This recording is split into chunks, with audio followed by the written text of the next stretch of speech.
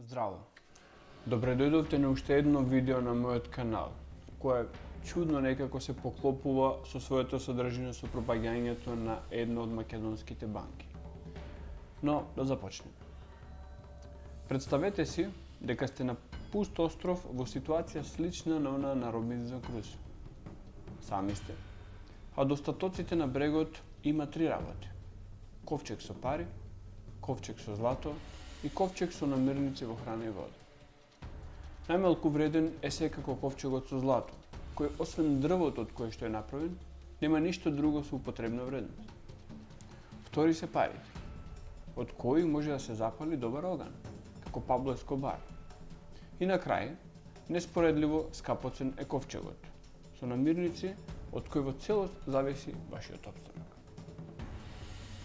Ако искрено го согледаме фактор дека живееме на планета со ограничени ресурси, логично би било да нашата економија во суштина биде ресурсно базирана, каде ресурсите ја имаат единствената реална вредност и како такви мора да бидат оптимално искористени и тоа повеќе кратно. Дали е така? Напротив, живееме во свет каде искористувањето на ресурсите се одвива со динамика како да ке нема утре, при што се заговора постојан вертикален раст на производството, а со тоа ист таков раст на потрошувачката. Истовремено, оставајќи амбиентален пустош и ниво на севкупно загадување кое е во постојан раст.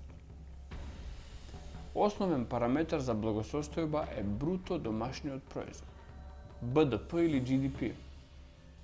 БДП ја представува севкупната размена на добра или услуги во една економија во одреден временски период, најчесто година. Јас ново би додал севкупноста на трансакции при кои се бележи одоночување. За да не звучи комплицирано како во замрсените економски книги или новинарски текстови и вести, ќе дадам еден пример.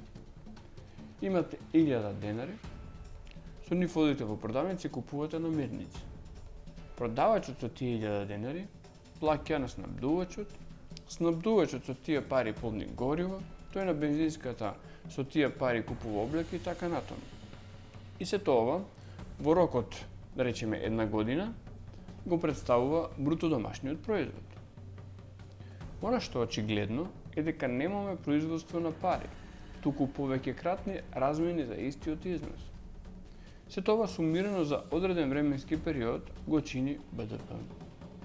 Овој параметар е интересен, зашто токму како процент од него се изразува заложеноста на една земја, никогаш во апсолутни бројки. Целиот БДП не е во располагање на државата. Исто е и тоа одреден процент кој го чинат јавните приходи, односно даноците. Забележете, јавниот долг не се изразува од тој процент кој припаѓа на државата, туку од целокупниот БДП, кој се зема како мерило за економската кондиција на одредена земја. Зошто го споменав јавниот долг?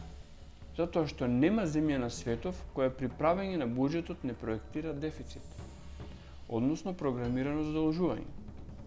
Оние малку што беа преостанати, беа бомбардирани со време. А програмираното задолжување значи заработуваме 10, ама редовно трошиме по 13. Заклучок, јавниот долг е во константен пораст. А замислете што се случува кога БДП стремоглаво паѓа, како на пример годинава, кога имаме тотално блокирање на светската економија. Долгот, кој е апсолутна сума, ама заради фактот кој што се изразува како процент од БДП, дури да нема задолжување од ниту $1 или евро, при драстично опаднат БДП, долгот вртоглаво се зголемил. Секој здраворазумен би помислил дека сега е конечно време да се престане со задолжување. Но спротивно на тоа очекување, сите влади во светот со нацијата на срушената економија поради невидливиот непријател, ја гледаат во нови инфузии од пари. Зошто се прави ова? Јас тврдам дека монетарниот систем каков што е денес во светот е направен за конечна жетва на земјините ресурси од страна на грст луѓе. Останатите треба да бидеме дел од тие ресурси, односно робови. Како се спроведува ова? ќе ви објаснам преку анализата што следи.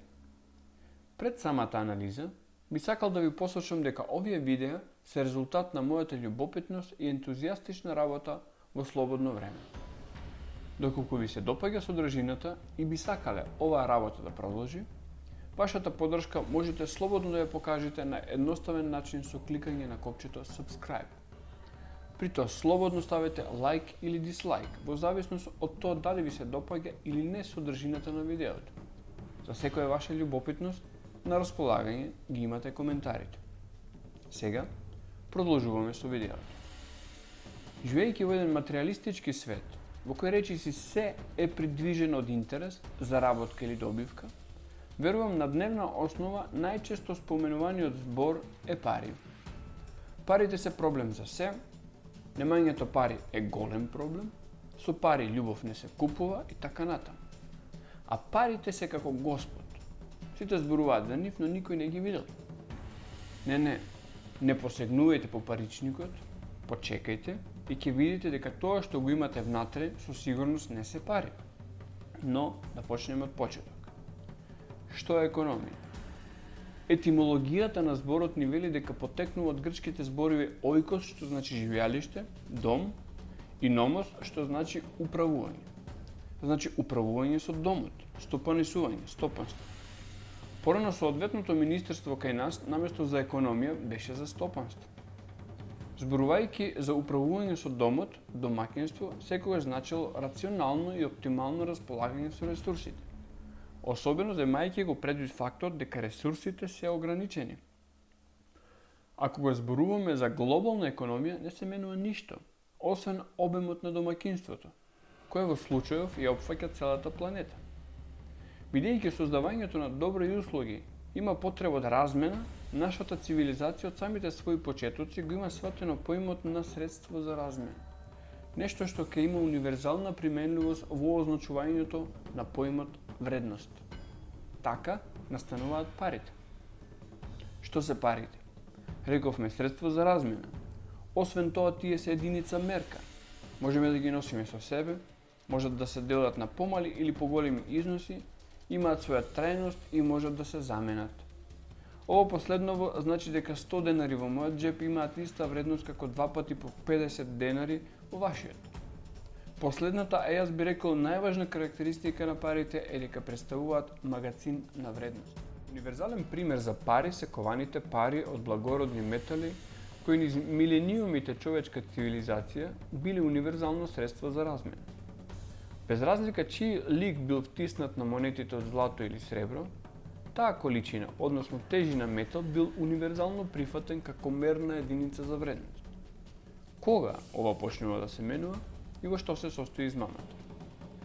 Во раниот 12 век, по првата крстоносна војна, во светата земја се формира еден витешки ред наречен темплари.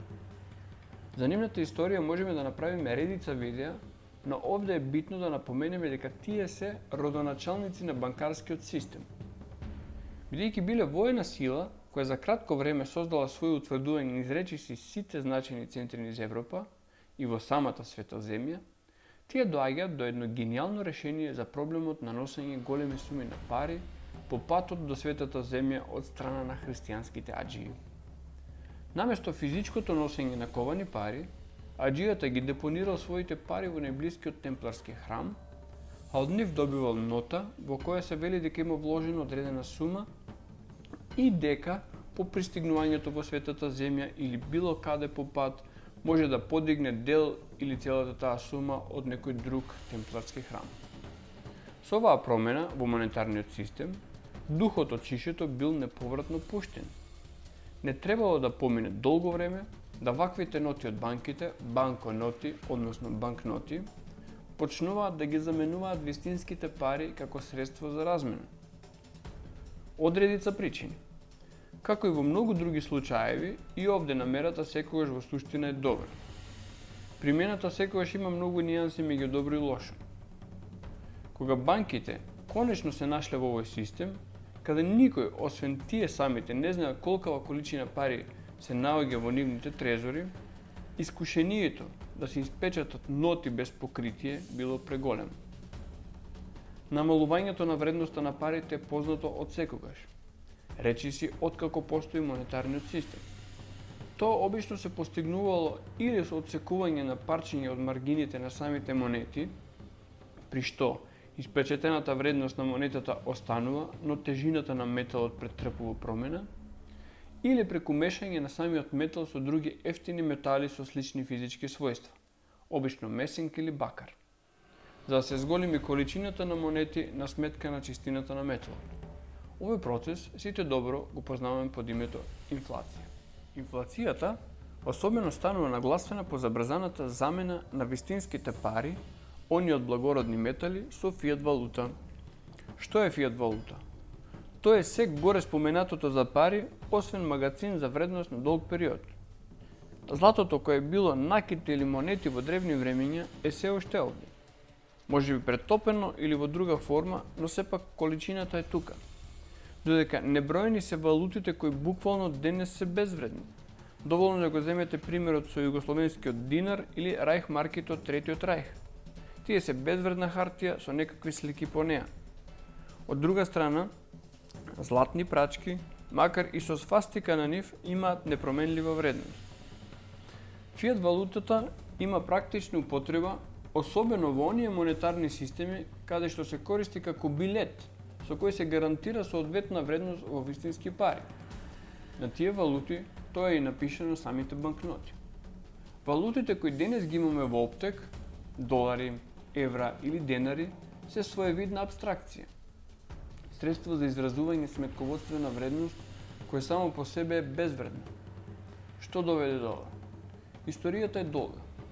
Има многу работи што упатуваат на фактот дека меѓу најбитните мотиви за американската борба за независност е плячкашкиот однос што го имала англиската банка кон колониите токму преку монополот на монетарниот систем. Како што знаеме, таа борба за независност завршува со формирањето на Соединетите американски држави, а нејзините основоположители биле доволно внимателни да во уставот го забранат системот на централна банка од типот на англиската банка. За жал, и ова има краток век. Во 1913 година Американскиот конгрес го изгласува актот за воведување на системот на централна банка, кој на 23 декември американскиот претседател Вудро Вилсон го потпишува во закон. Федералните резерви како такви се формираат од неколку највлијателни и најмоќни приватни банки. Со самото тоа целиот монетарен систем на САД е во монопол на приватни банки. Сето ова нема да е толку страшно ако овој феномен ги засега само САД. Долго време, особено по Втората светска војна, доларот има важност на светска валута, преку која се гарантирани сите други валути во светот, додека самиот долар беше гарантиран во злато. Таквата гаранција донекаде го ограничуваше процесот на печатање на долари. Поредицата катастрофални војни во втората половина на 20 век во прв ред Виетнам и Кореја, САД имаа потреба од поголема количина на пари за финансирање на сево ова. И овој пат, решението дојде преку една контроверзна одлука, овој пат на претседателот Никсон, кој еднаш за секогаш во 1971 година го укина златниот стандард, при што доларот стана комплетно фиат валута, која не е гарантирана од ништо. А како резултат и речиси сите останати валути во светот, кои како гаранција за сопствената вредност имаа резерви во долари. Моментално се наоѓаме во време во кое дури ни оваа парадигма веќе не е одржлива, така што на големо се работи на нејзина замена. Најголем показател на тоа е се поголемото исчезнување на кешот од оптек и инсистирањето на дигитални трансакции. Електронските валути по ништо не се разликуваат од своите хартиени претходници, затоа што го немаат основниот именител за да бидат пари, а тоа е да се траен магацин на вредност. Сега логично е да се запрашаме, ако валутата не е пари, што е и зошто ја користиме? Затоа, накратко, околу начинот на кој се генерираат пари во системот на федерални резерви. Кога федералната влада има потреба од пари, издава обврзници и ги доставува до федералните резерви. Овие од своја страна, во истиот износ, печатат зелени банкноти наречени долари и ги доставуваат до федералната влада. Ова е првиот начин на кој се создава фиат долар и е очигледно дека единствената дефиниција на оваа валута е дека е создадена со генерирање долг. Овој процес се повторува неколку пати понатаму преку комерцијалните банки кои функционираат на системот на фракционарно банкарство, каде што на реален депозит од одредена сума се додаваат уште 9 пати толку фиктивна непостоечка валута, која нормално банката ја продава во форма на кредит, односно долг, а кај себе задржува само 10% реална валута како гаранција. Од каде валутата добива вредност? Во принцип од две места. Преку фактот дека представува официјално средство за размена преку продавањето на нашето време и слобода, при што создаваме реални добра со реална вредност, таа вредност се пренесува во валутата со која сме платени. Вториот начин е преку обезвреднувањето на евентуалните заштеди на населението, кои еднаш депонирани влегуваат во оние 10% со кои банката генерира дополнителни 90%. Ова со фракционарното банкарство најлесно можете да си го илустрирате преку растворањето на сируп во сок. 10% сируп и 90% вода. Со тоа што процесот продолжува и од вака растворениот сок некој прави дополнителни 9 чаши сок. На крајот сирупот е само спомен, останува само вода. Бидејќи ова бескрајно генерирање долг оди во недоглед, тој реално никогаш не може да биде исплатен. Она што е најзагрижувачко е што вака генерираната валута, која се враќа назад, секогаш се враќа со камата. Илустративно, на позајмени $100 треба да вратите 120. Оние $20 камата, никој никаде, дури ни во форма на фиат валута, ги нема создадено, што представува дополнителна причина за константно зголемување на долгот. Системот дури и ваков би можел да функционира добро, доколку намерата да се запоседнат комплетните ресурси на планетата не е толку очигледна. При што имате мултинационални корпорации кои од месец во месец ги зголемуваат своите богатства изразени во милиарди. Сега вака. Економијата функционира на принципот на сврзани салдови. Валутата од централните банки се влева во економијата, но на многу брз начин се акумулира кај најбогатиот 1 до 5%, бидејќи не продолжува да циркулира, а со тоа да генерира БДП, имаме сиромаштија на многу и богатење на малку и уште поголема потреба за пуштање на нова валута во оптека. Додека она што гарантира благосостојба, а тоа е кружењето на постојната валута, тоа не се случува. Не сакам да бидам апокалиптичен, но она што ни следува е трансформација на монетарниот систем во нешто што ќе има уште поголем степен на контрола и ќе има уште поголема моќ на осиромашување и порабување на поединецот. Доволно е да споменеме примената на така наречената карбонска валута, со која ќе се контролира јаглеродниот отпечаток на поединецот. Кога се појави интернетот, сите мислевме дека конечно ние обичните луѓе го добивме нашиот слободен простор. За да сега, неколку децении подоцна, сваќаме како истиот тој простор станува ексклузивна сопственост на грст компании кои на светско ниво ги контролираат сите аспекти на нашите животи. А бидејќи темата на ова видео е пари и валута, најпопуларната социјална мрежа со најголем број на корисници, како еден од своите најголеми идни проекти го има создавањето на нова криптовалута. Кога последен пат сте виделе банка со повеќе од милиарда корисници? Со проектот Libra ќе ја видиме. За да не биде предолго видео, овде само за проблемот, за решенијата во некој наредно видео. Јас сум Татунџо. Секој добро.